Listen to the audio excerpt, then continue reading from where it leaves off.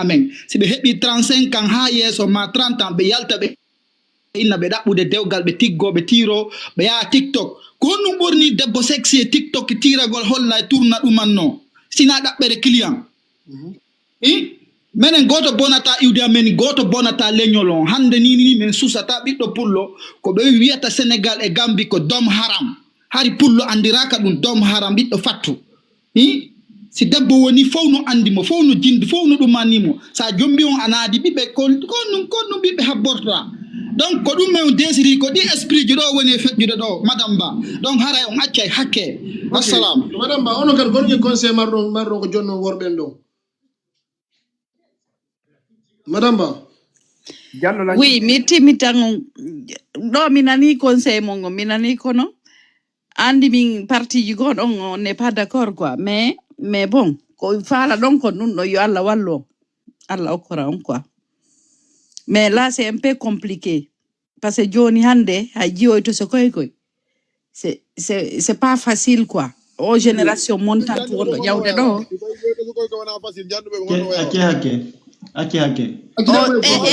écoutez-moi on ganda joni ari on nanali o ko woni inde ɗo ko vierge on ganda joni har virginité no watte ok joni bay ɗo ganda fi vierge joni non décortique c'est que joni hay jiwoyto so koy 14 ans jonno idda acciyake idda yo ay ɓe mene par exemple min tanna c'était ok mais fewno ɗo o tan ɗo komi woni yide o tan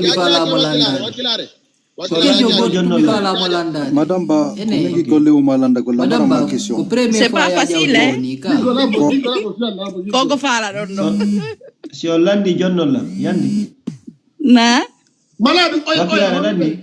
pullo may joni men don men ok donc idda on idda men harna on ɗo goɗɗum o yoɓanen ma ɗon ɗo ona dambini won ɗo menen ɗo ko woɓɓe ko pati mum neyi menen hay men hayni debbo à distance menen andi ko curbajo masna curbajo men andi non ɗum taw na ɗon taali e awa non ɗo o metti ɗaɓɓande debbo non metta ɗaɓɓugol de menen men suɓay ha ko lataka men koko perkani koko laaɓiri wa perkani men hawja men heñaki min mbewen mbaki mi yiyata ɗum kadi min Allah falano ko ɗaɓɓande onon ɗo fof jiwɓe wonɓe ɗo acce ɗum hakke kono ma woni fi virginité o mi ala e mum acce hakke menen ɗo menen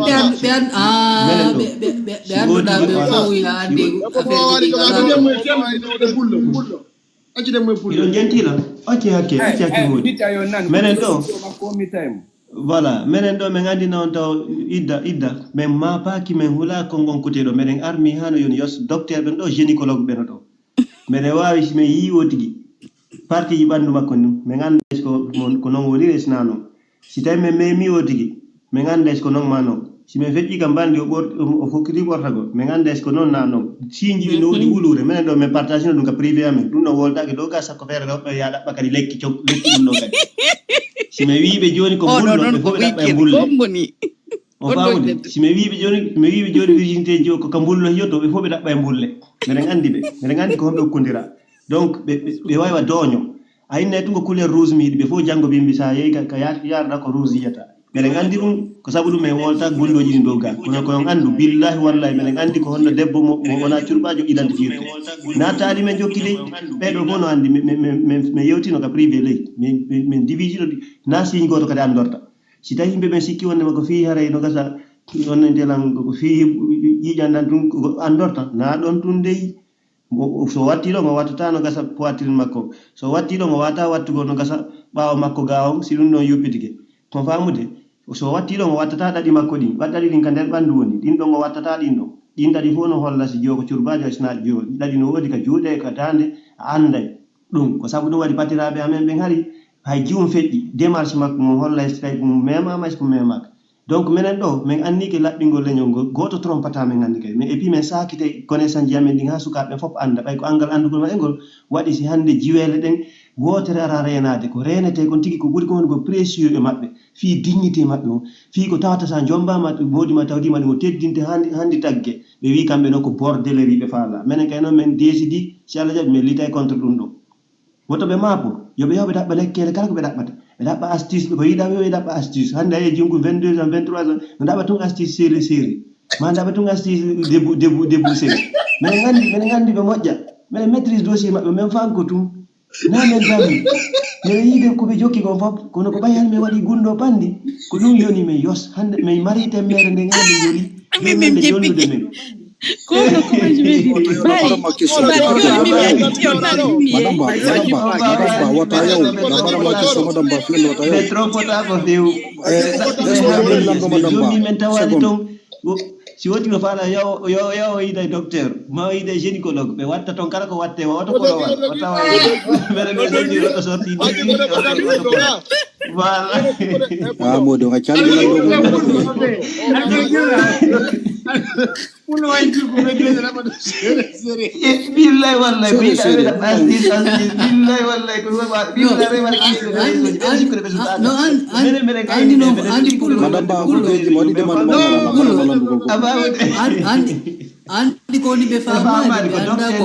ko vaccine be docteur vaccine même mari duma be vaccine mawdo me vaccine o are o ma kanaka parce que la marque wala jawni mo Allah o kam mo me vaccine do wo haray o ma panaka nane ko fokkituno wonni wo jiwo to skoyke o ko no boni malado wi mo janggi o famali menen hay buyno do karejo do men yiye do buy Allah so ari do buyno karejo do hay men observe be ar men yibe a distance men andi be do dum lawi no wudere futu habani no ton nebi men fankutum donc be wata men trompugol de dum ko worbe ko mo ben trompete menen men battino pati amen e solo amen ko dum wadi non kala mo yida no doga soro mo pati mo innina ben ay yoli bay ko be mari gundoji din pati men e soro men ko be mari gundoji di be transmetta e men kala yido mo yida no déconnecter e ancêtre men be hare o yoli ke taw voilà ko don na tay be inde ma ko ya war bu ha ko goya be jodo da e mudu kandian da wuli nande be sikkude nganda secret ji mabbe din ko akata yibe gundoji mabbe di fosi be fijiri men hare be wirtike dum no wayma ko jambul mo woni do o yini ko do hodata na men be tindi be bare mabbe buyi untu jamma be fo be ranjo be subo pewangal fewdo o yetoro pewangal kono kala inudo ko bordeli jokkata o tawa men ko la makko menen bordel me ngala ko me wada dum ko nyoge me wada dum men fejja mburi amen di mo yangade ko Allah wadi jubben kambe mari principe si me yeyi ko do yata jiwo har ko nyoge waro inna makanko sa mara o to yi a garna suuda villa wonde ma hala kam imen jabi kono menen kadi ko pi gotum pet me landi o dignité o di yon so ardale dum don debbo mo jogaki wudel futum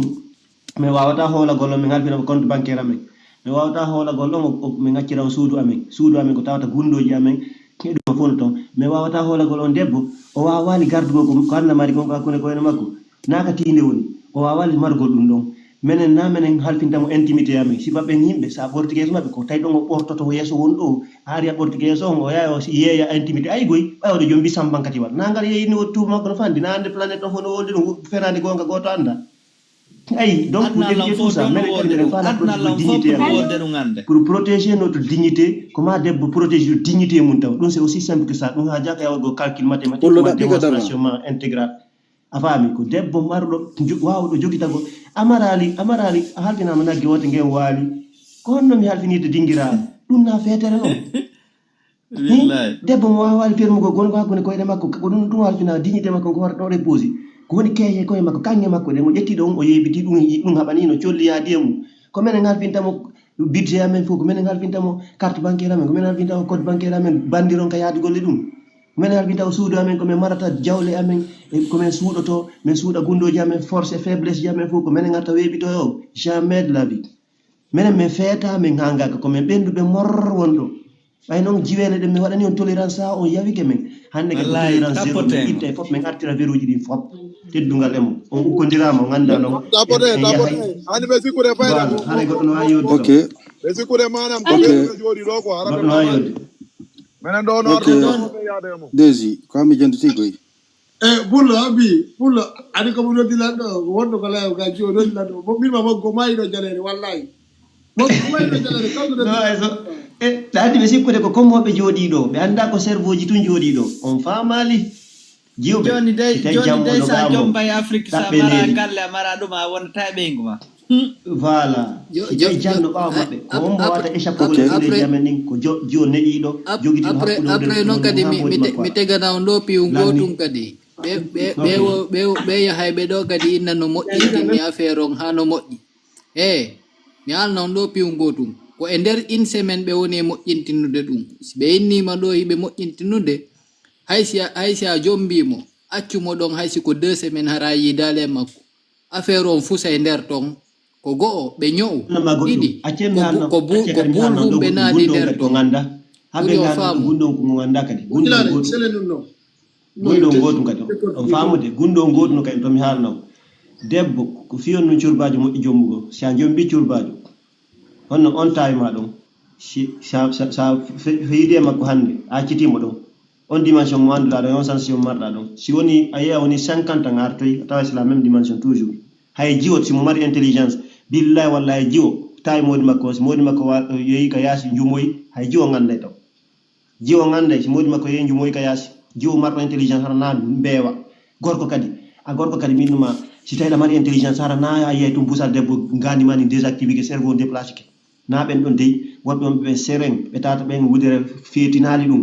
no woni serein no mari hakkille mum ɗen a faami ɓe wembaki ɓe maîtrise hoore maɓɓe ɓen si a tuusi ɓeyguma hande si woni santanga artoya tuusi tun ande joni si goɗɗo rewi battema ma si rewaɗo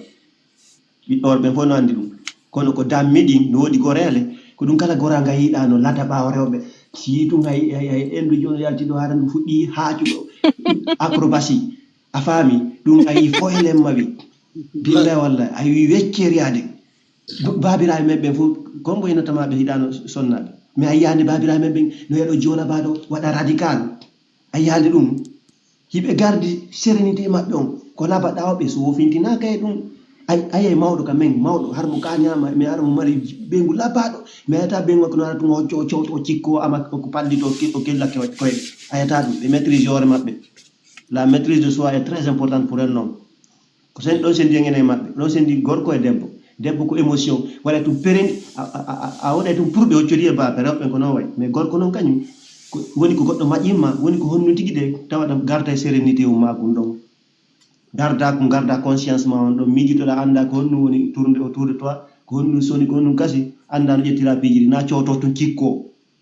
min ma e ɓeygu ma mi haalna honɗotoɓe ɓeygu ma c'est très important ya sa jombima o naati kama ya étudie comportement ɓeygu ma o ila adu o natude kama to e so naati kama comment il se comporte chaque geste haraɗa andi ko honno firi hay o toni kollum ko haraɗa andi ko honno firi a famude c'est très très important ɗum billahi wallahi ɓay so sa maîtrise on comportement makko ɗon si o fuɗɗoyima trompude ɗum hay suuɗaki anday ɗum anday so fuɗɗima fenande o wawama fenande anday ɗum a famude si o hayloyke ka yaasi o memi ton anday ɗum kono ko ɓay hande worɓe ɓen lannigoy hande worɓe ɓen woɗɗike kawre leydi ɗo masculinité o lanni buyno ton ko goɗɗum no jonnitani ɗum kono na worɓe dey ɓiɓɓe gorko tigui ko ɓerde ma ɗin conviction ji ma ɗin valeur ji ma ɗin cerveau ma on e wawgo maîtrise ko hoore ma e ambition ji ma ɗin ko ɗum définisi ɓiɗɗo gorko na becce ɗen dey hande ayiɗo becci ayiɗo gorin no beccini ɓay ko ɗum woni trompe de rewɓe tellement koɓe immature kamɓe ko beccil ɗon darde ayiɗo gorin no beccini ara ko wobiwil kawgal a yiide ɗum ya goriji dariji beccini fof no dari sa yinna koɗo mi reefi hebgo ara ko wobi tout simplement hara kañum hay hakkillala hara e gandi ala et puis kadi mi halna wonde to tout ce qui est gros et bête ko ɓuuri kon intelligence et corps gros ɗum ɗuɗa yaadugol je m'excuse du terme andi ko ɗum babe sorange tout ce qui est gros et bête la plus grande part ɓe nayno ko janɗi nafi wo ko nagge ko nagge ɗum ko gonga ko noon woni haɗa mi taro fen ɗon pour permettre les autres aussi de parler aɗa e wattinoɗo ɓiɗɗo ok merci pour jonne maintenant ko wakkilare so tawi ko giggol maɗum ko luura ɗo hakkude ɓen noon tato ok joni giggol ari ittinanimo fa lawolude ok ko adi komi huri ko mo fo mon ɗo o gandi ɗo ɗe sambankatije wonde ka réseau ɗo hino gerdede hiɗen jokkodire maɓɓe ɓe haɓɓiti fenade maɓɓe nden e jaɓaneɓe nde ko si Allah jaɓile enen ɗo ko iɗen vaccine ka koye ko yangiɓe tu woni ɗo taɓe sikku kadi koyen puyɓe ɓe ala golle enen ɗo fof ɗe mari golle ɗe mari projet ji o madame Badio ɗuɗo ɗo joni wiɗo wondema hay joyi koye 14 ans ala wudere futu kanko ko debbo ko honno andiri ɗum taw ko debbo seke ko argol wigol no arde découragement minen ɗo sukaɓeɓen goto wata men décourage gol ɗo men inni sambankati je de name wadi on sambankati ajuo bila mardo dubi sappo e joyi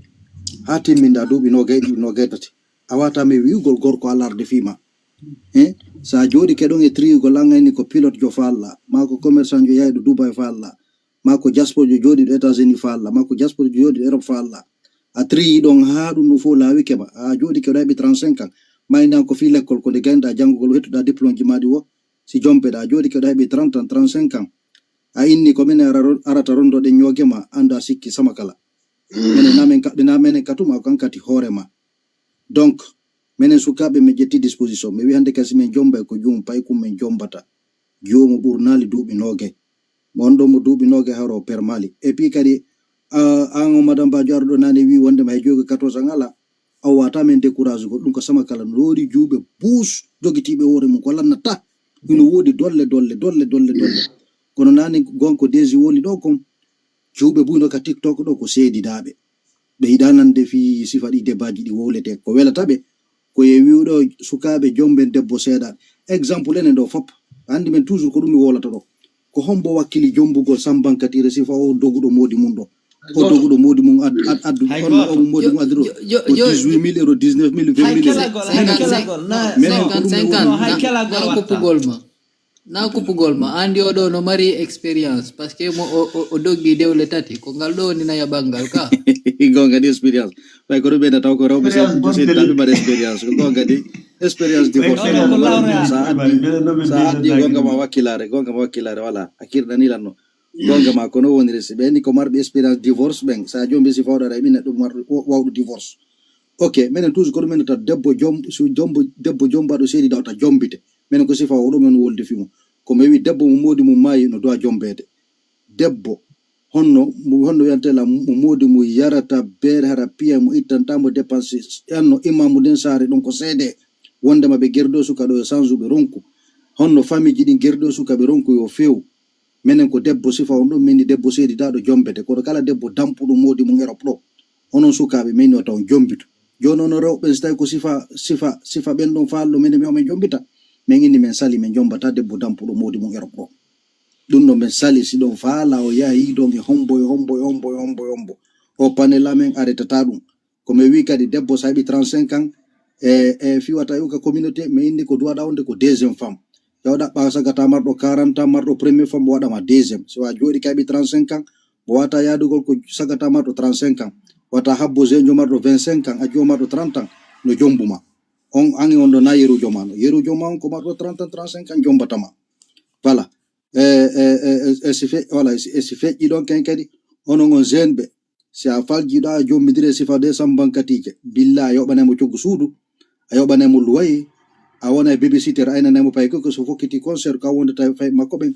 ko na bata fay ben park yoba ciogu suudu annamo piji ni fop ayna namo fay makko ben no haw gena projet ji makko nyando gena projet ji makko ni kadi o tampama way karta mo yaltina maka yasi donc sukabe watto hili lota suudu layba wure lota suudu layba defa are ka woni debbo kanko ya golla do maji ni donc on sukabe watto hili mojje na dum addengero pro ka addengero ko dabbere hilno den dabbere ko adden do kom immoden do yen kamen toujours mi jonda solution ono sakata be on be ropro be ala kaydi mi jonnon idi so ala kaydi yeso do mi nyando nyande mo wolay do so ala kaydi terte sambankati jede no bayda ande sida jodi France dama fala jondo Belgique ayni mo yummo Belgique do ta maka appartement o jabata e Google o en kanko ka France ton ara tawtamo ina wonbe préfi dewgal ko be préfi projet ji ne ko mbudi be fala ambiance et liberté donc terto dembe après 15 ans 10 ans do en famo dire mabbe kono nini galadi mabbe ni tan no jawini on andi gonko benta ko robe wonton ko jinyaybe min robe fowde wi mi robe gonton ko jinyaybe bo wawano tamugol 500,000 watti hebugol do 10 millions 15 millions 20 millions 30 millions onno go bewa yo feto o perda hakkilo sikka buri makko ala koko minanta robe no sonka ka TikTok do hey gorko si wi do e jombe burdo dum pointir fenande konto debbo burata gorko pointir ko penale no inne tun ko debbo honno wasudo nedi e bewdo e townintini do dum do mi yedda benno ko townintini be da fotto goldo mi diga carte ando la fotto do jube be mi hiwroto be jabota ko lam min biande ben ko townintina do kadi worbe min fottata ka carte ando ara landi mi hiwriki be jabota ko mara sa hiwriki karambe jabitortoma min si mi huri kemande kara a jaɓi to kala kara jango sen fotti mi huro takoma na video da ɓuri lan goɗɗum a ɓura lan valeur hande a ɓura lan pointir ko ɓurɗa lan ko townintinare e manti e angal hakke sina ɗo si goɗɗo hiwri kema jaɓitike mo ɗum ko honɗum ko honɗum valeur to ɗum ko penale noon goto ɓurata goɗɗo valeur mene mi yiɗo mi wola ɗo inde commerçant ɓe mi yiɗa worgol inde mum exemple on bobo lopi ndare ɓeyguli makko ɗi ɓeyguli makko noya gonga ɓe miɗayinugol noya rule ayniɓe ɓe labba ha mayda ko fi on waɗi ɗum ko fi on waɗi ɓe jombidira ɓen ko par ce que ɓe mari jawdi an a jooɗi kamon hay fus ala ko ngari tum marɗa konnon valeur ma kon valeur ma ko wudere futu ko so mari wudere ma futude ko ɗum ɗo waɗum valeur ma ñande ɗum non iwe ma wolan ni donc taali ɓay joni ɗamari valeur ɗamari ɗuma joni jetti valeur ma ɗaɓɓani hoore ma visa ara Europe o comme nanta horoɓe buynaɗo ɗo ɓe hari min Allah muyanilla ngargol Europe ɗum ko taali noon Allah muyanima onon ɓe Allah muyani ɓen fof yehe joni yehe itte mbuɗi moƴƴi ka ambassade moƴƴinano hoore mum visa aro mi yiya ko argument dulluɓe no argument dulluɓe grand hayna kuppugol ma inniyoɓe moƴƴin passeport taw lando himɓe dulluɓe ok sagataɓe mi jonnan ɗo idi ɓay tum ɓeni ɓe ɓuuri en valeur ɓe ɓuuri en pointure joni kala jombuɗo e accu kamen joni ɓaɓe mari pointure ɓe hollulen toon pointure yagal maɓɓe ngal na ko sarondi goɗɗo addimo Europe ɗo o jooɗoynamo ɓuurma pointure joni so tan mo fempi guine ton goy est ce que momaynugol ɗo mo ɓuurma pointure acceɓe toon ha ɓe ɓana on tato ma nayo e nder ɗum hara on préparé que son heeɓi feere hotugol fe hoto so heɓali feere hotugol addemo somo falaka aéroport yo seeku onon on perda donc min ko ɗum inetano sagata ɓen e kadi honno wiyantela rewɓe buy féministe ɓe no ka TikTok ɗo fempiɓe ka TikTok ɗo waɗa e gooɗi tatu tum e sagataɓe ko nima ɓe jooɗi e dindirgol rewɓe mbeɗe min ala dindirgol ɗo goto ko vérité mi woni wolde honno ko dande ɓoggol noon min liɓi kala ƴettiɗo nganndigol ko kañum koko min yewti ɗo kala mo metti hara on tigi no wondi e mum kala mo metta hara ɗum ɗo alda on tigi few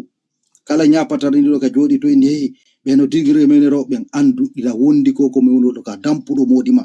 ko a sambankatire dampude moodi mum ko firade ɗarde wola e noppi onno ara innaɗo ɓeɗe digrugol rewɓe seki an tigirɗa wondi e ɗum ɗon an on debbo mo mette kala debbo mo metta ko min woni haalde ɗo andu a wonda e muɗa ka moodi ma ɗa ɗofte moodi ma ɗa ɗumanni liberté mo fala ɗon Europe ɗo liberté mo fala ɗon Europe ɗo na liberté ɓe joni ɗo ko liberté bonnugol on ɓe woni ɓe portoɓe ko liberté bonnugol on ɓe woni chaque fois anno anane honno pullo no wola ɗo si woni honno ɓe sendi on e moodi mum ɓiɓɓe mum ɓe janɗi ɓe senda ɓiɓɓe mum ɓen kadi wonon ono tuta onon noon ɓay noon on inni onon ko liberté mo tawɗo ɗo kon faala ɗo onon ala projet hotugol kamen projet mum ko sodugol galleji jooɗo ɗo wallahi so nawji ɗo ka maison de repos ɓiɓɓe moɓɓen pattoy taw ɓayon a calka yilto ɗon Afrique min noon mi yitike mi analyse leɗe porto ɗo fulamusuɓe pus no programme anaɓe golɗo maison de retraite et puis lan andi kadi goto mawɓe ɓe mamo yummiraɓe naɓaɓe maison de retraite ɗo ninini ɓe toon ɓiɓɓe maɓɓe ɓe ngalanaɓe tan ɓe fof maɓɓe ɓe yaha golle ɓen noon ko dampunoɓe moodi maɓɓe ɗo ko histoire ne ɓuuro noon goy mi alana harana ha anda ko fi maɓɓe mon wolde ko dampunoɓe moodi mum neyi ɗo ɓiɓɓe mum ɓiɓɓe maɓɓe fof ƴettino systéme porto nini yummiraɓe no honno no maison de retraite ɗo no yara ɗo suppo e ndiyam e honno e biredi ka ɓoni ɗon ɓe wata yawgol juula e juulirde ɓe wata yawgol juma si goɗɗo yanali ɓe wona toon e ɓuttu donc ono wiɓe ɓen fof ko wi porto kala ka arɗon onon ko ɗo woni ka mon dan puccudan hollande wakkilane hoore mum soode appartement ji mum jooɗe ɗo soode otoje wata waɗu projet fuska ɓe wone ɗo ɓe naɓa o maison de retraite ɓe naɓa maison de repos ɗum juulire feƴƴite kadi juulire ko mi wolni on kon ko ɗum woniri kala kadi yedduɗo en okkidiri ɗo 10 ans 15 ans ono rewɓe seedaɓe marɓe ɓiɓɓe tato min conseil koɓe jonnata on ɗo yiltite ka modiraɓe mum ɓen yiltite ka modiraɓe mum min kon conseil mi jonnata on ɓay ɗon andani hoore mum pellet hakkude mon e Allah ok na probléme gonga min wandi nokke quoi ono rewɓe min conseil taw toujours ko ɓiɓɓe worɓe mon wolde ɓiɓɓe worɓe terte rewɓe on ɓe Europe ɗo ɓen terteɓe Europe ɗo are ɗaɓɓe ko hanno hilne ɗaɓɓere ko addi on Europe ɗon ko ɗaɓɓere addi on ɗo hilne ɗaɓɓere monde ɗumano ɗo ndaari o sagata ɗumanniɗo ɗo o probléme mo heɓi ɗo wownugo faala wondugol e ɓeygu makko est ce que wonde e ɓeygu makko ɓayawɗo buuy ko innata ɗo ko addanta debbo mum ko ɓayre no faala wondugol e ɓeygu mum hay adduɗaɓe nafitorta on nafitorta hay wonduɗon no ɓurata 2 ans ma 3 ans hara o lanki est ce que noon ɗum hara nafima ɗum kadi nafima boni kadi ndeɓeya si on seedi kadi ɗo no féministe go sortoyna ɓay Allah muuyi daali on min ko Allah muuyi on seedi ko ɗum wawɗa kadi ok an bitma ko fi o wondu bay non Allah sa addi ko non ko be wi ko dum Allah muy jon bay ko dum Allah muy akebe kamen jon ton bay ko dum Allah muy joni be lutto Afrique bona ton donc be ala kaydi be jonni solution yeso do yon kaydi marbe kaydi ben jonni solution jombe accio en Afrique sak ennan 6 mois wakile wi de be nguli mon din arto jokko golle mon Europe do ko adde on do ko dabbere ciawdi si on jabi so jabali so ok tesda de non ko obligé men leydi kamondo jonnu ko obligé tesda de on ko forcé non kala sagata jabudo ko mi yewti do kon alhamdulillah sa jabal ko yewti dada kon a sakkitira wontugol do feetu do closarjo a sakkito to wala gol do yaasi a sakkito to wala gol do honno sami socioji parce que do si debbo ma dampima do Europe do ko sami socioji be nabatama sami socio dum ko centre ji quoi centre ji dum ayu closar ko nge worbe closar yata dum manno do bes parce que ben be hajak hide ngandi sambankati je buno don de hajak be dampima kayasi do ala suuda a perde golle madi perda piji madi pop donc hilne ko addi on kon terterobe so ko faalere robe faala dum no solution ji buno do ko no minata dum no donc pour le moment mi arrêta do quoi Daisy merci beaucoup Okay. Joni abo mi jetta ka dari da do mawdo no wodi do kadi wonbe wiide si a jombi yaaci fuuta ben non be yahay be wado ya passport ji ka be falirawo dum ko bandu mabbe siko fuuta ton sa ya wadi testade kazina kalok jom mawdo tawi ko ngay ka jasuno da hewti niveau 1 ari tawi ka niveau 5 ndo ngara ko ya nattu kanene mudum si tawi sa hebi bibbo mudum wada testa den siko anjei denna sina anjei yo hoti do e mun kanene mudum woni re to ngo jakka biredi ape ungotum kadi be won be wide do joni mi anda ko rewbe to so ko ben fo ko bombe joni si to pay kun to so kun jiwun to so kunni si kum boni andi haray mardo dubi hewdi di ngondo ngare ko lancetido are ko ka bonna keci ma wonda e dabbude e ko ne ana bibbe mudum e ko nabe mare maison de retraite parce que ben non kadi ko andata ko wadi sibe inni ya be fala ya jombi tube ko go ko ya du itambe charge jiding ko be woni yobude kon ka cuudi mabbe go yobanabe kuram yobanabe piji fo be innema ben bibbe don ko anjeybe ben don bibbe amedata be jede naji jammanu parce que nyande o miji latugol ma don nyande o lande ma don yobu lo sodu do ngenduda wawata wosi o dambi mako ka fenêtre wonda yarde Allah walle to ngarana 5e étage zonir do mawdo nanu ko horde wonda yarude andi piji din ko yonte gi meji tor hakkille de biddo mo ajeya wonata biddo mada bengu mo jomba nabuda wonata bengu ma min non mi conseilla haye goto yo jombu naba jombu do wo yo accu ka meden sito woni ko sedi gangal ton no yombi aynembe tu yo hota kanene makko parce que mimi meda yiwde goddo no naba ha occident o inni joni bayen sede woni nattan ha ka mawbe ambe meda yide dum ono siko ka meden be nay oyne te kisan nattan ha ka mawbe ambe yandi ko te jettudalam andi don ko nombe doginerta be inne ma do ko dina be jokki dina ka be jokki kan fo ko siko woni be dépense de benna kwan jogiti dépense din ko woni dundo e dundo ko tank ko woni dépense de dal do ngare ko dina kan o jokki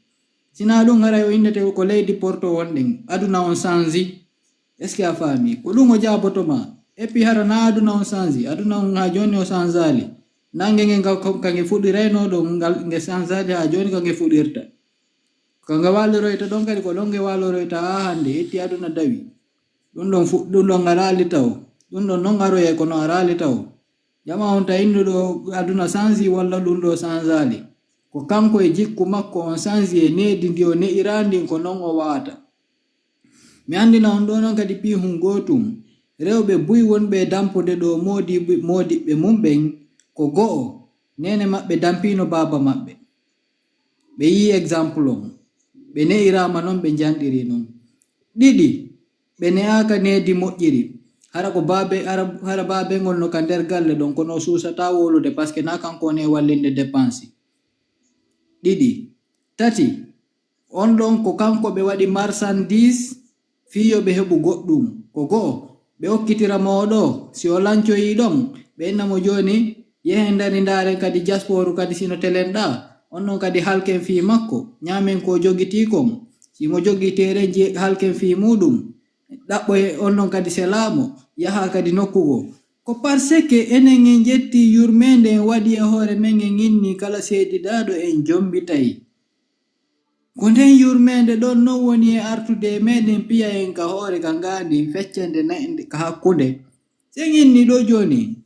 kala manin seedi dado o jodo rayni kala manin dampudo modi mum jodo rayni simo fala yo yeyi toyo simo fala yo wadu ko fala dum ko haaju makko ton ko bandu makko wana bandu ma musata na kadi windante dim bakatuji est ce que fami wota jama on jettu ko tidina sandari do 3/4 population mondial fop ko rewbe ko ndu wadi si Allah wadi ridi non ko parce que Allah no andi ko hondu do wonde ko du wadi si on nela don kadi wi'en ko en subu ko jomboton kom ko yon daru e nedi ndin wona ya daru ngari hon kuntun no wodi wobbe gol ko no wonde ngari hon kono ben na jombetebe non mimme do mari do jajirawo ko jajirawande on ngari ko ministre ji arantamu nyande mo jawi e ngal do cippi e ngal da ha hande o hebali modi mimo mari non ngari kono non annora makko on e wino joni parce que ko payle de bulawje tum o yidata e mudum annora on yehi wobbe go kadi ko dum don profitata sacrifice on don joni sa jombi on don addi ka suudu mada andi ko kataji on dai beydude hore mada debbo si o ala wudere futu o duanta ko ma Allah jabina dum taw deja parce que goddo go jettino hodere makko nden amma ko non impur kadi amma ko woni impur no dum non ko non joni sacrifice ji burdi din sa yido Nigerian be no heba do jawlele ko paske be jetta e mbudi mabbe din be ara ko nakiri be soda jiwum ku ganda gorko be jetta dum be jetta daji jandom be yaha be yeyoya acca hakim be da jalaru mabbe acca hakim tema don go kunni ayi o farejo men do bayo yew jomboy sambankatire sede man ammu ko suuyi ayo dépense buri 18000 fituno go arda leydi poto 18000 asiko ko jion curba mo dépense din fo o dépense ko kataji ko woni ko mo yobode mbudi on no yeno jagino ton donc kataji din no yobiri o no wadde effort o no yolude o no jogude o no yolude ayi o nde yangi mo ha may bay ko ammu non suuyi da famude ko dum non ko sede on non taw bay jion curba o hakkundire makko hay ko nati ka vima tun taw aske ma utto automatique dar nani so be hebi minuma 6 joni 24 heures do ko be hala parce que ko enen woni be joni wona be hebirede ni watti halude yimbe rimbe andi ko ma yara non wona kambe ayyata don debbo pullo do jawa do wi acce ko won do wolde kon ton généralise na be bara on ko don ko be mbom be ala unduko andi ko enen be suusi udditude unduko be esa ko ha ko baro honto feministe woni feministe initi be ko madame Diallo mi anda e de kanko hunduko makko enne bolo giwi honto be woni be do sije honto be woni feministe honto be woni be yaw ay Allah wadi do siki do deja ko rewbe ko terate wala be takkana yo be aru do be ko soso be ni kambe ko rewbe tun kadi wondo feministe honto be woni hulay mali e menda honto e madame Diallo hunduko makko enne ke way honto ko sina pa honto be woni yo be are do deji tegi video nane video mo ya vai ma on tegi mo be nana okay tegani emmo be nana fop be mari honere dumaje kundude yo be are do okay joni ha bendare bimi wala ni on ko enen be mari hala ko sai be nata men do be wala ko parce que eden de yurbina be e ba yawto me wala bulu wadi ma kuma yette yurmede fero never give up ni mon do yurmede joni mi ala dun nan mi alna dun do laba post fe on do ni yurmede mi ala dun non de abe mi sa wadi lango mi tay wonki ala mi fudori ko suuda men fudori mi a cheke mi anda bere yo ko moni abe do lura iraga lura ira do why grand lando okay Hamza ira do oui ça va lando la nande on quoi marche de jang ouais ça va tranquille encore Hamza honno Ko Hamza Diallo. Lura anka de koy kam ko lura honno. Min ko mi camarade kono pullo futa. No problem. Johnny, okay. Neko kemene wala musofur l'Afrique ni.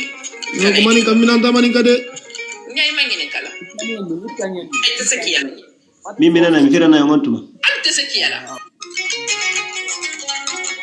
Ha? Kono wido. Nana onni ko fi worbe wonbe be yaade jombo Afrique woni wolde fi mun do. Ko introduction woni wadde quoi. Fami ka genti ngenta on dum fira eno. Nya ay mangine kala ko kilima. Al nya ko no ko muso menu ya Afrique wunya. Koy make ñu male soro folo. Ay nya ko no ko ke ñu mata Afrique. Voilà, an ko ni do wadi don pause. Onni o molanda de wo molandi ken wo eske wo worbe moƴƴuɓe ala Afrique a faami ɗum ko si jiwɓen acci ɓen dolle ko inni ko ma occidentaux jo quoi ko ɗum faala wolde ɗum a faamude an ko wiyeten ɗo ko wondema jiwɓe no heewi worɓe no heewi Afrique no rewɓe faalaka ɓen tan fof wondema ko mo jaspojo e faala donc ɗum telema ɗon woni yarde quoi woɓɓi Kole to wado kama yinyonye nye. Oda ay may nyone from no bien. I think na la kele soro na Afrique menke ko malu nye. wo sayden sikkude wondema haray jiwɓen ɓe heɓata gorko wawɗo wono men Afrique ton ne wo sayden miiji ɗum Ko malu cerveau tay makay réfléchir. Ay cerveau placé là. aɗa ni tawa ko wo ɓay ere nge wi cerveau ala ka hoore ɓen wallahi e nanayi ka bayi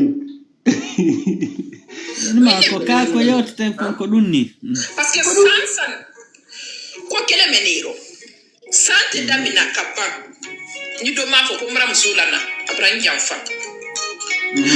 o wonta hitande sango nanas ko hitande ko lewru wonta hitande ma lewru ay nanali o goɗɗo nanali goɗɗo no addi jo on no jamfimo ay ka Ou bien idi ke musol kame mbara million ko don kero mbara na ke wuri ke o bran jamfa brawa. Ya sebe tam ya jamfa la kawa kuma te ye transport don kero. on o ma ɗum jo kadi inna wonde ma waddi gorko on kadi o yitti million jo waddi gorko on kadi jamfike mo Kuno nange ono ede jam. Ke bana na yero do be musoro ko ye na yero ko ti jamfa. Peile todi. Ha? Kani soma ka wuya fo ko nyi fe furbolo ba. Ai di do ila biro. on passa donc ma sa yiltike seeɗa Wall to wall. ma sa yiltike seeɗa bay je n'ai pas bien capté Joni abo fe yeso joni wadu mitti ma fe yeso parce que min deja hala mani ka wel talan taw. Wattane soson watti soson min hay ɗum ha haala maɓɓe weltalangoy min miɗa yugol le kulle Joni abbi ngi Cameroun wi do. Ce frère guinéen a dépensé 15 000 euros pour faire venir sa femme de la Guinée pour Paris. En même pas 24 heures, sa femme l'a lâché. Oro kodu S'il n'a pas eu AVC, kodu andu estaro wanda estaro fop taw kude kundele mun ko wallahi yo 15 000 euros. il ne peut jamais avoir AVC de toute sa vie. AVC là, ça ne peut pas le dire. Elle n'a pas fait comme d'autres femmes hein, qui arrivent souvent, se cachent, elle trouve des raisons et tout. Quand d'autres femmes se cachent, même c'est encore le respect. Mais elle a dit qu'elle ne se cache pas. Elle a affronté le gars. Elle est entrée dans sa maison. Elle a mangé. Elle s'est allongée sur le même lit, dans la même chambre, avec le gars. Elle lui a dit ça. Que à partir de demain, comme tu dors là, comme tu dis que tu es fatigué, tu vas aller au travail. À partir de demain matin, nous ne sommes plus ensemble. Le lit du gars est devenu congelé. C'est comme s'il était couché en plein Antarctique, sans couverture. Le gars, il a dit à la femme, ok, c'est bon. Je vais aller me coucher au salon. Parce que ça n'a pas bien sonné dans son tympan. Il ne comprenait pas bien. Il ne comprenait pas bien ce que la fille a dû lui raconter. Il allait se coucher sur le canapé comme ça là. Il veut dormir, le sommeil n'entre pas. Il ferme les yeux lourds. 6 heures. La fille n'a pas appelé. La fille a appelé que non, bébé, viens dormir, viens prendre un coup. Tu m'as quand même fait venir de la Guinée. Tu es un peu comme moi. La fille a dit non. Pelo, pas Pelo, je m'en fous. Tu es peu, je suis peu, je m'en fous de ça. Le gars a dormi. Insomnie totale. Il n'a pas fermé l'œil de toute la nuit jusqu'au matin. Il est allé au travail. Travaille comme un robot. Travaille 2 fois plus encore. Il est rendu là que la fille a changé la vie. La fille a dit, je ne change pas la vie, mon frère. Tu n'es pas mon goût. Et la fille est partie la lâcher. Mazor, je vous parle chaque jour du groupe WhatsApp des célibataires de la diaspora que j'ai créé. Pour vous qui êtes dans la diaspora, pour faire des rencontres dans la diaspora, vous faites comme des fous. N'est-ce pas? Vous préférez dépenser des milliers d'euros pour aller chercher vos femmes ailleurs. Et pourtant, vous pouvez les avoir sur place. N'est-ce pas? Continuez. C'était Mazor. Minodo, wallahi, ko yoti ko. Mais vous qui n'a pas matérialiste yara. Woman de pas matérialiste fula Guinée. Woman de pas bandigé à la fula Guinée. Moi fula Guinée prime parce que la fula Guinée prime pas fula Guinée comme moi fula Guinée. Donc on a une autre chose. Parce que fula Guinée bien kamara ba fi. Mais fula Guinée de la woman de pas bandigé yara. Fula Guinée de la woman de pas longo Guinée yara. Woman de la Guinée fula Canada. Woman de la Guinée fula Canada. Parce que nous y a bien bara ko en fula Guinée de ta matérialiste na wura. Bien bara ko fula Guinée de ta longo Guinée na wura. Bien bara ko fula Guinée de ta vous n'avez même pas de cœur. Vous voulez on s'en va la Guinée. On va imaginer alors au Kenya na eti la Guinée. Alors au Kenya na la Guinée. So c'est na qui c'est na toma na basé na la nouvelle na bagé na. Mais fula Guinée de wata na Kenya. Eti ni baté fanana. Vous fatiguez les hommes. C'est que vous les femmes peuls là, vous fatiguez les hommes peuls. Les hommes peuls sont très gentils. Mais n'est baba en couple. Oui. N'est baba en couple. Du coup, je vous connais bien. Je vous connais très bien. Les hommes peuls là sont très gentils. Les hommes peuls là, quand tu sois avec un homme peul, il va te gâter. Il va te chuchoter. Il va te donner tout ce que tu veux. Les hommes peuls, ils n'aiment pas que leurs femmes souffrent. Ouais, faut la ramène au timira qui n'est pas souffrir.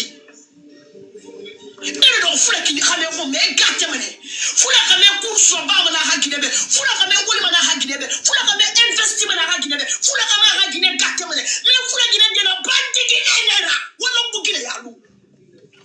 Wala mutanga image mano. Wala mutanga na kine mano. Wala mutanga pays mano. J'ai un moment donné arrêtez quitte devant le pays. On en a marre de vous. Comment est-ce que regardez le monsieur là? Comment est-ce que l'homme qui n'est pas là, qui n'est pas pour voir laisse tomber? Et moi, je me remets dans ma forme ici. Pourquoi vous? C'est le temps que vous faites la langue qui est à diplômé là. Quand je vous vois ici, vous êtes professionnel,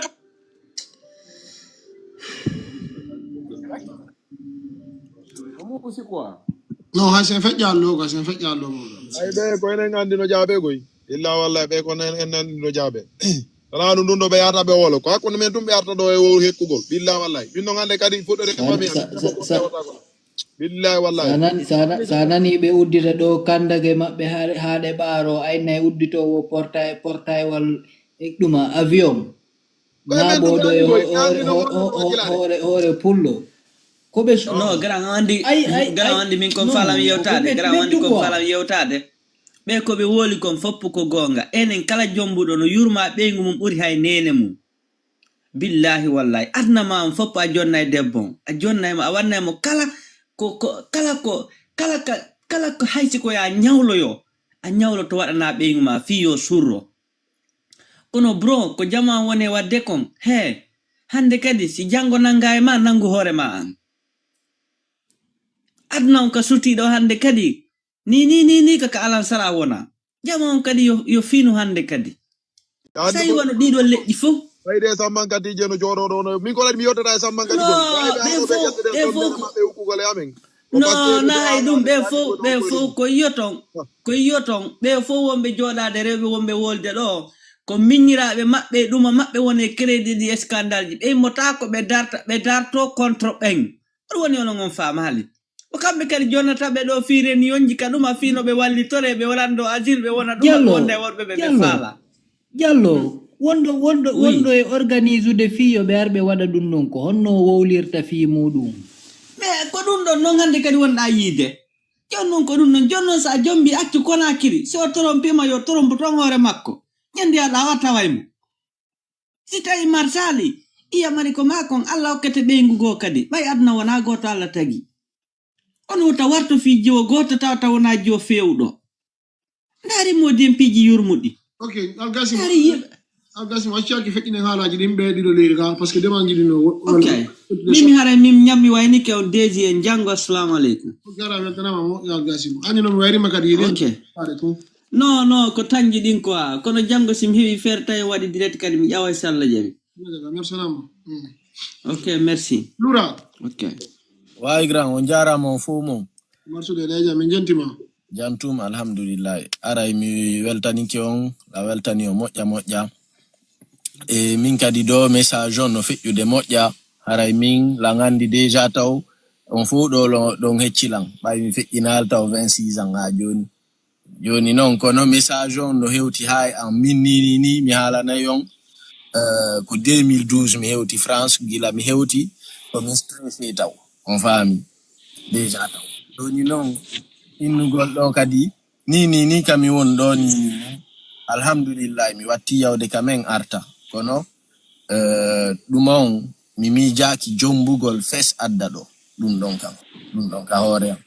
Allah waɗi kadi onon kadi o watti wadde ɗum ɗon ka TikTok ɗo mi yi mi tawi way quand même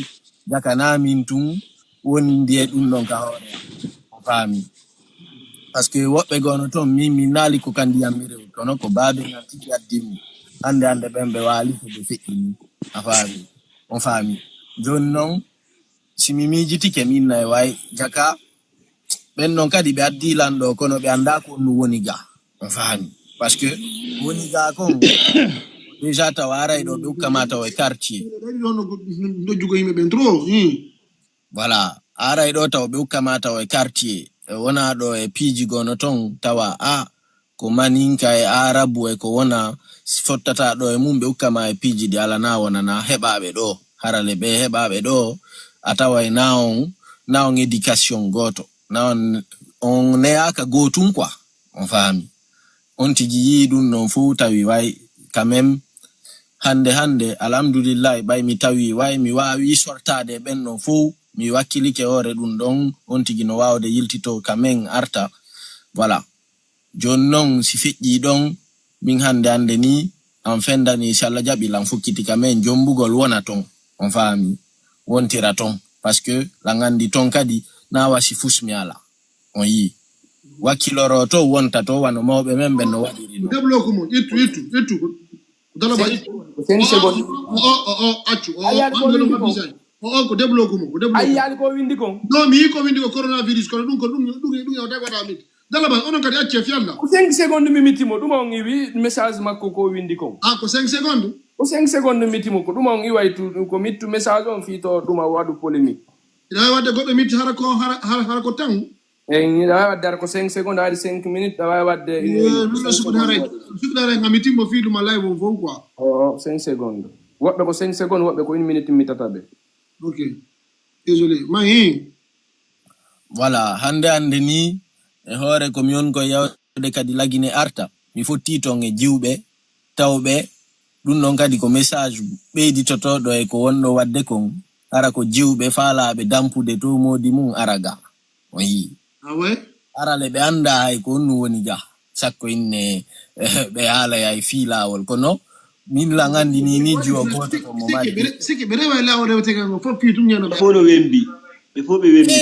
min taw sikkuno taw min ɓayo andi min o nani min taw na ton mi woni parce que ko gorejo ango walli me ngandiniri parce que je suis jeune je suis pas encore marié mi jombali taw mais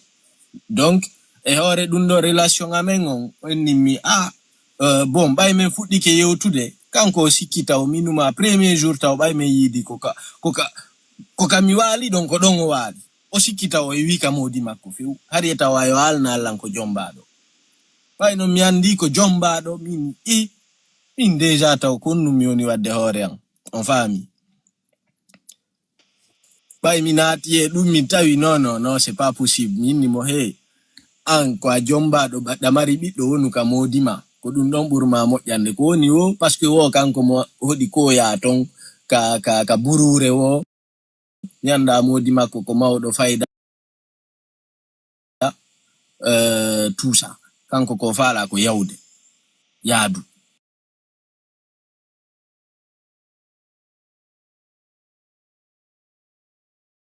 hande ni me yewtande wonde kono ko innatanmi kanko o jango few yaada e goɗɗo si tout son pousse o ari haa ɗo enen ka wonde nga télé extérieur o yi message ko won ɗon kon feƴƴinde ɗum ɗo fof no tawa ko ha c'est le ko balore aynay no tawa e nder mum o yi donc no wodi rewɓe goo no kamen ton woɓɓe ɓen si on andidiri e maɓɓe a tawa ko ɗum tumɓe faala arugol ga ma ɗum iwa ton ɗo lura hiɗa wowi noon hiɗa way la wowi yawde ton ok wonɗa ɗo ayni déjà ko 26 ans marɗa conseil menen komin jonnatama ko ɗo piiji buyno haalay ko min inna ko wattango jiɗa andi honno de ɓeerewɓe wonɓe guine ɗo ko watta yiɗa e piiji honno de ko ladan piiji ma ɗin objet ma ɗin ko woni ko honno de sacré ma ñameteji koɓe defantama ko ñameteji adda ko watta yiɗa e ɗum nan way minantama par ce que andi hande ko men ɗo ɓe ñammina yimɓe ɓe ngoyi ɓe ñammi ko sagata ɓe bone no par ce que kamɓe andi hande debbo konno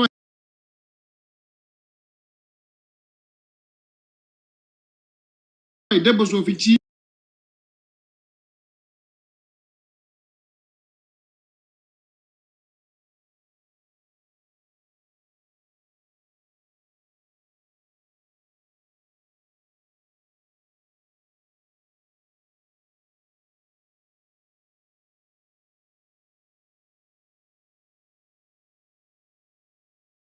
la ɗum joggi ɓe rewɓe haajaka e nemagoy ko haaji maɓɓe ɓe joggigoy andi ɗeɗo balle fof mi woole ɗo yimɓe ɓe ginna malade ko feetuɗo oɗo ari confirmi ɓe haajaka e dawgal de ɓe ko haaji maɓɓe ɓe joggi ko ɓetti maɓɓe ɓe joggi par ce que min ɗo hande ni o jiwomo mi andi ɗon ni ko ara ko jomba lura on jomanale fi mum ɗon on ino jomba imo wondi ɗon kono ko sina andi ko jombaɗo deuxiéme femme ayi mais o e ɓiɓiɗɗo jon non imo wondi e modi makko kon nun o ɗaɓɓata ka kelo ma do yaada e goɗɗo kon nu won ɗum andi enen hande éducation men o ma ɗuma mi yino ɓurta tum mais heureusement ko milante voilà wonno hayno ɓuri ɗum ɓay kanko ko faala ko iwde ton ma yawgol do on to yata on to parce que enen ɗe gandi ka wonɗen ga ɓe gandi déjà ga no woni non complication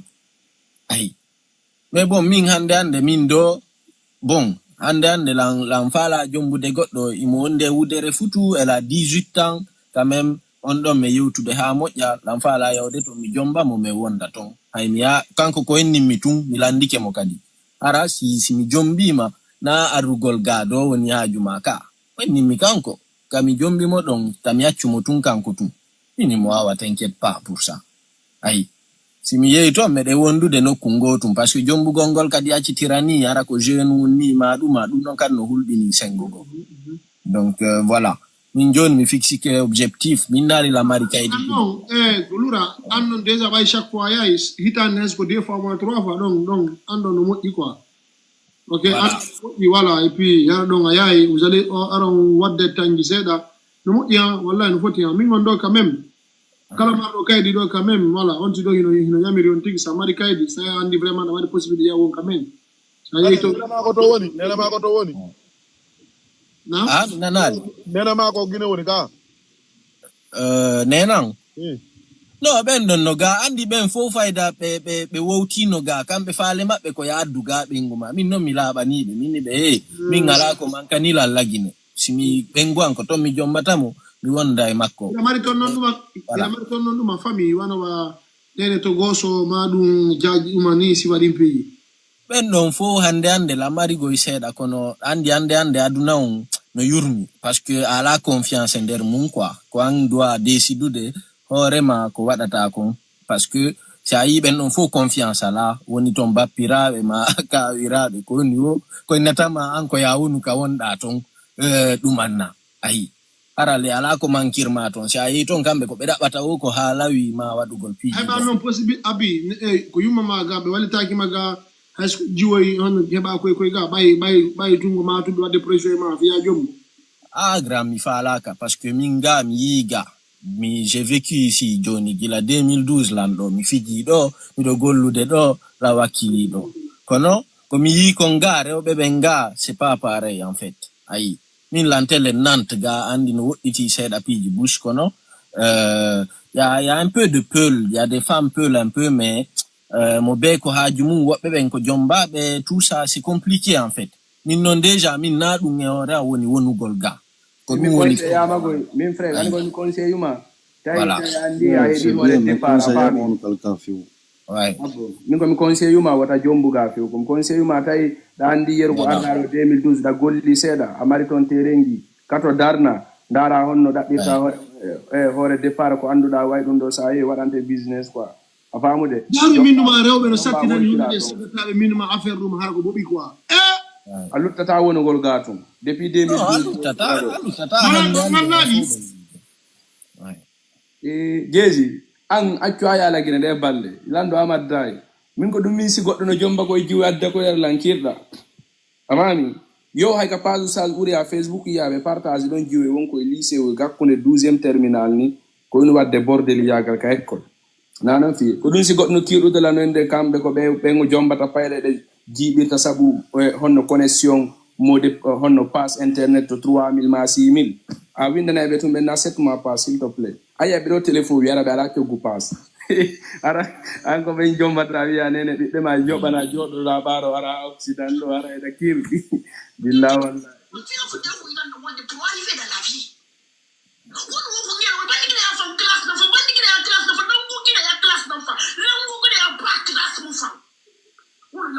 avec civilisation, avec tendance,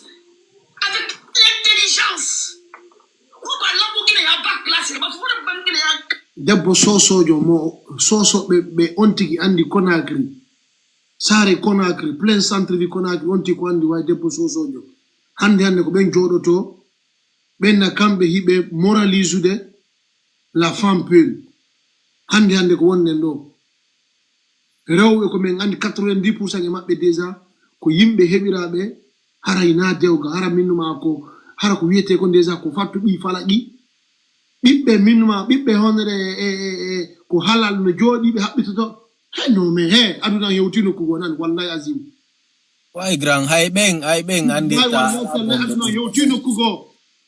sosoɓe ɓe on tigi andi ɓen Conakry be hay ben minuma anduɓe sise ɓe anda sise fof no jooɗo no naata ina rewɓe fulɓe fof hay neniraɓe ɓe ara accude sabu minuma honore rewɓe nouvelle génération no miila ha no soofi no miila ha no ƴetti matériel toni dow mawɗo no miila no soñƴi sikke minuma miila no sokki e maɓɓe ha yoni mawɗo hande ko wonɗen haalde ɗo a tawi minuma o jiwo ɗo kulunanke hani hanki malaɗo suufa wowlay koko wonɗen haalde ɗo hakkude en Allah rewɓe naata e ɗo ko yaltira ɗo ha bidda wallahi tallahi naata e ɗo yaltira ɗo o jiwa tawa koko wonɗen haalde ɗo a tawi minuma on no wadde o tawa on wadde best life makko kanko e minuma e gorko makko hay gorko makko sino faala wolde wata wolde o ñoƴƴino hay sagatajo minuma ɗo nder ton a tawi wata wolde bro o minuma siki mo ay ono jooɗi no jokki haaju makko wadde good life makko mo defa o ñama o ara o huɓɓina télé makko kanko e moni makko ɓe ara ɓe potodira ha no wacca hakke mawɗo wadde best life makko ɗum siki a tawa ɗum ɗo hay ɗum honore ko maññinamo sabu makko hande minuma ko wonnen ɗo sabu hande ko andu ko wonnen ɗo mawɗo communauté ji ɗi fof Afrique de l'Ouest ɗo fof no yaltude minuma anduɓe sixiéme mo anda sixiéme fof no yaltude mawɗo ɗo haara minnuma e debbo pullo mawɗo enen ko anduɗen neniremme min no wakkili so min disilan jooɗi la wowla ɗo lam ɓorno ɗo honde conci ɗuma ko sattude prix ɗo paɗal ngal honde 200 300 400 euro min ɓornoto ɗo sukude ko fiyon num c'est parce que barki no ɓawan yumma honore yangani no honore ala jiɓɓen hande noon tawa minuma ko rewɓe minuma honore ñaamoɓe kulle kose kala minuma kamɓe déjà taw kala taw minuma kala taw ko mari wonkin taw ko dogata kamɓe ɓe ƴette ɓe ñaama mawɗo woɓɓe ga tawa minuma na hay ɗumaɓe nata ko julɓe be jodo minuma no hala minuma siseji no hala fi siseji andube wunne be anda wunne fop no jodo no hala inna robe fulbe fop wonre fop ko ni ko amawol ko dum musiru hay nenira men accaka woɓɓe noon no gaga communauté unité ɓe wonde féministe honto ɓen noon ɓe woni groupe féministe honto ɓe woni yoɓe yahu awa yoɓe ara jiwo nini hondere ko wonde no jiwo ñan huɓɓini e live na hay siki hay sinawa jiwo ɗo yoɓe yahu hondere awa e ɗumaji ko e live ji ko ɓe allah waɗi ɓe wiitiɓe ɗon ko féministe ɓe ko wonɓe hondere dartade worɓe awa joni yoɓe yahu ton awa joni ɓay kamɓe hondere ko droit des femmes yoɓe yahu ton joni hondere ɓe défendre hoore maɓɓe ɓe allah waɗi hondere ko rewɓe fulɓe wiiti ɓen ko féministe yahe joni ton awa defande hoore mo ngawa ɓalla waɗi ko rewɓe fulɓe hunduko mon ko on holli ko hono ɗumaɓe worɓe fulɓe ɓen kokoni wadde ɗo hande kombo yiraɗi ko kamɓe yiraɗi piiji ɗo féministe jeno ɓen ɓe waɗi ɗo honore 15 ans 30 ans 20 ans ɓe ɗo kamɓe yiraɗum ko addanoɓe ɗo depuis neɓi kamɓe yiraɗin piiji ɗo hande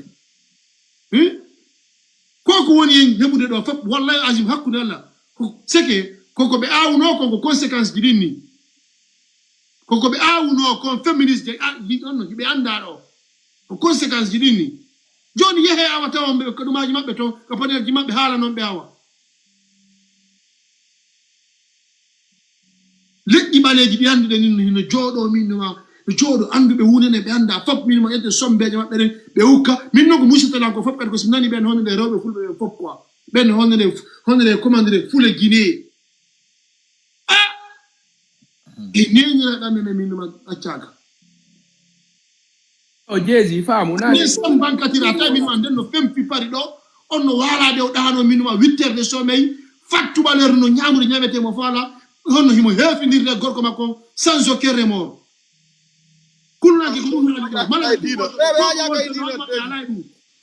ɓe no haaja e diina walla ɓe haaja ko goɗɗo fetta min mi wolane on ɗo ɗon sikkude min ko fijudaji ɓe haajaka ko gorko fetata ɓe haajaka e diina sana ɗum neɗɗo marɗo diina annduɗo maayay finayi on no waɗa si waɗi piiji wolliranen gonga way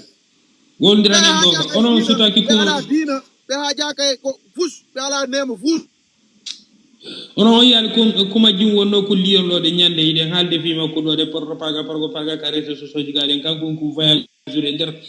Europe fof moɗum ko voyage e muɗum ko ari Paris ɗo ko yeeyi Allemagne ko haylo Berlin fof moɗum ko yaltini image muɗum ko publie de partout yimɓe ɓe no haalde ɗum ka réseau sociaux fuus makko ala e muɗum ko yaltude ko waɗa vidéo ji makko ka TikTok hay hersinama nene makko e bam makko no wengede haaju makko ala e muɗum hay hersinama ni mo yaltinde vidéo ji o ɓorto ha o laaɓa o rondo parte luuɓuɗe o yalta ka TikTok o immo e amugol e mantagol noon wonde kamin no mette o gorko o debbo yewtuɗo ko gonga makko waɗi woni simo haalde si waɗani o haalata waɗi woni simo haalde o wi wo kanko nane ɗengal ko woni ko haalde o wi wo kamɓe wo ɓe anda wo gorko no wawi ƴettude 100 euros kamɓe worɓe maɓɓe ɓe finance goɗɗo 100 euros wo jaka ko gorko pullo no woodi itto 18 000 euros 20 000 euros finance debbo pour fi o ara aéroport o kamɓe ɓe anda ɗum mais imagine ko gonɗa nande ɗo hey kaji ɗi ɗuuɗi joni trop même ɓurti trop même 20 000 euros 30 000 euros 40 000 euros 46 000 euros finance ɗum debbo adda tara ɓen worɓe ko gueraɓe ha koye maɓɓe ɗe fof muɗum bonna finance ɗum debbo addama ɗo ɗe o dampe o yalte hay sa wengimo kadi balɗe ɗiɗi tati o yaltano ɗe yiyama ɓorno sippo o halka ko o yaltina ɓaɓaji ɗin ka yaso immo amoya ka réseau sociaux o hollira hoore makko ko aduna o mo woni fier hoore makko cagayakal makko ngal mo woni fier muɗum yaltinɗaɓe a yaltinaɓe ɓe yaltina e koye maɓɓe ɓe yaha ha Sénégal kamɓe pet ɓe yaha ha Gambie kamɓe pet ɓe yaha ha Côte d'Ivoire kamɓe pet ɓe yaha ha Guinée Bissau kamɓe pet hiɓe hayrade tout ɓe yaha ha Malika juraji toɗen ka kaŋeji ɗi yaltata toɗe bar cagayagalji ɗi fof petti muɗum ko kamɓe ƴetti tetti e muɗum hakkude Allah e annabijo o wallahi si tawi a haalali gonga a haalay gonga kamɓe ƴetti tettuji ɗi famille ji leƴƴi goɗɗino toon mais ɓen ko 2% 3% 5% woni toon haalete 1% 2% 5% haalete mais kono kamɓe woni 95% 80% 90% ka yarɗa o ka yarɗa a yehi Sénégal ko nden inde bonde a yehi Gambie ko nden inde bonde hey ɓe worɓe ko fus ɓe worɓe yaltinde ɓe wonɓe yaltinde ɓe rewɓe ko ɓe fus ɓe worɓe ko beppeji ni ɗe honno ɓe kono yaltirta ɓe yiwa ka maɓɓe ɓe ha ɗaɓɓere ɓe ƴetta debbo ɓe rewɓe fof muɗum ɓe yaha ɓe sanjinoya toon ɓe yeeyi to wurnira famille ji maɓɓe wonɓe ga par ce que kamɓe hoore maɓɓe ka ɓe yeeyi toon nden ɓe wawata ɗum anaji hande ka whatsapp maɗa jolanima toon e vidéo ji sénégal wallahi billahi ka laawi o winde tun ka tiktok ko yiɗa ko no windi ɗo ka laawi o ka hôtel ji maɓɓe o ka restaurant ji o ka laawi dareteɗi o fof ɓe kamɓe mais c'est quoi ça Côte d'Ivoire hôtel ji maɓɓe jali ɗi foppete muɗum go kankoye para toon ɗe lincoye parata koye sippoye ɗi dolo koye ɓittu koye eɓe haylade firlade ka nder hôtel ji maɓɓe toon ɗe ɓeno salirde maɓɓe partout gauche à droite afrique on fopp wi ko debbo ɓuuro kefeero ara ƴetta julɗo ara ƴetta kiikala ara ƴetta maccude ara ƴetta yimɓeɓe fopp ara ƴetta faalaɗo ara ƴetta hay kefeero ara ƴetta no woodi ɗo portoɓe iwɓe ɗo ɗo yehi jomboy toon ɗe rewɓe artigaɗe ara ɓen ko heefere ɓe jibina ɓiɓɓe maɓɓe ɓen ko heefere ɓen kadi no dampa toon ɗe accita eɓe ari kadi ɓe wiide ka réseau social ɗo de on ƴettata seedaɓe ɓe e ono hara ko fi Allah enen ko moneji honɗum wonɗe ñaam hara ko fi Allah ene ñande gorko sakkiti hara minuma sagata nguno yangi ha yoni maɗo honnude rondo ɗo samba gaddire hara non heeɓi ha no suudu yeeyi ɓe yalta ɓenne maɗo noto on jombata wonɓe se hombo ɓi huuɗaɗo watta ɗum mawɗo jo e ceccoy no waali honnude ɗuma ɗo ceccoy no waali konakiri ɗo ko 18 ans honnude ara ko 19 ans hombo ɓi huuɗaɗo to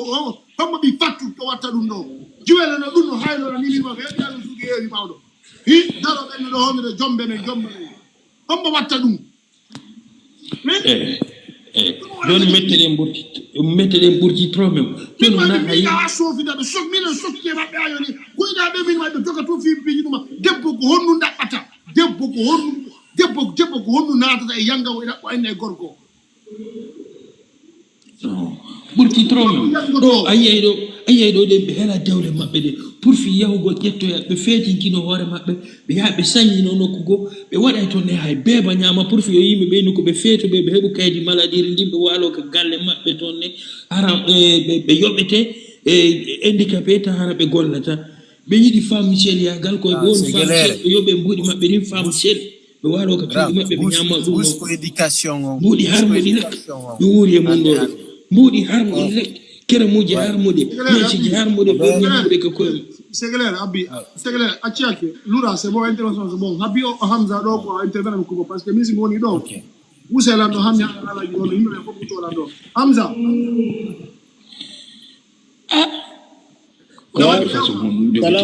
subhanallah tamar ko yewta way on tika no mari ko yewta seeɗa jentima way du coup mi nani ko yewɗon ɗo kon quoi no waɗi ayka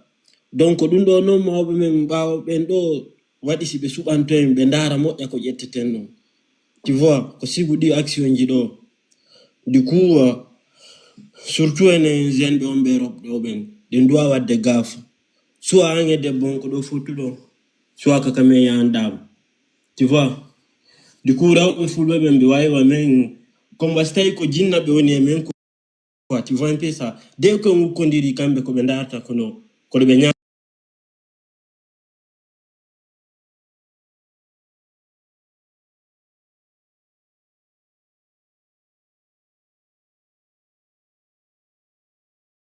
matu debbo son fotti ɗo wawi jombindirde ɗo hida ɗo meɗa do andude wawi kondu yaltimma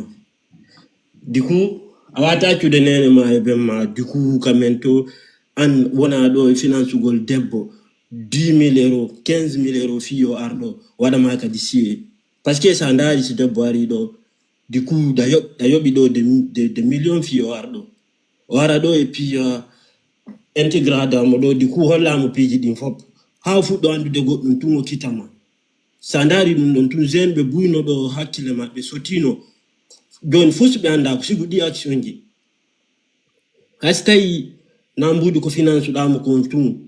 so ari ɗo a wallitike mo ay hunde wanda et puis en fait jango du coup wara ko kanko yoto yore ma o hollama sigu ɗi action ji ɗo a tawa no muusi ha hulɓini ko ako du donc ɗen doit wadde très attention quoi andi wonen go kangoy probléme o fof koyna probléme roɓe gona probléme kono probléme na goto sina enen ɓe worɓe quoi wallahi azim worbe no wodi ko vrai c'est que worbe no wodi ko vrai fattuji quoi si minima ko fattuji la buri ha be su sayde de bara lebi be fo shafi ke tari ke ta ngene si mi wata wurde sinao worbe no wodi ko life be labu be kulna ki ko dum haaldo an ko no jodo to na yalta aventure hara wadi 10 ans de aventure amari wan 30 ans 32 ans wallahi debbo minima mo jodo ji jew ko 20 ans 22 ans jodo minima jima ma manipula hakkile den wadna ma fofu ma ko hara minima feti fen quoi kon woni de woni bula wa so fita ene be worbe habo ene be worbe de woni bula ha ma yi quoi nafo bula ho beno ton kon woni di piji foti ayante avanti ko mo anda mo hawo ndirda mu réseaux sociaux ongo jodo fitu on de piji mako no laba jodo feti na ma do angetta an honde getta honde bare ruma nu angetta jawdi man yangi da do hore mananku parce que dum do ko hore mananku ni dum do buri ke sai hore mananku c'est bon Jésus d'une part c'est ndari ko ene worbe mari problème go wanda bidla tan nay acci jabana ma sela ok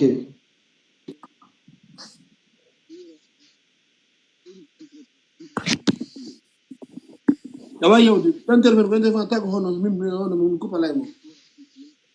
pullo en bimminan o fo mo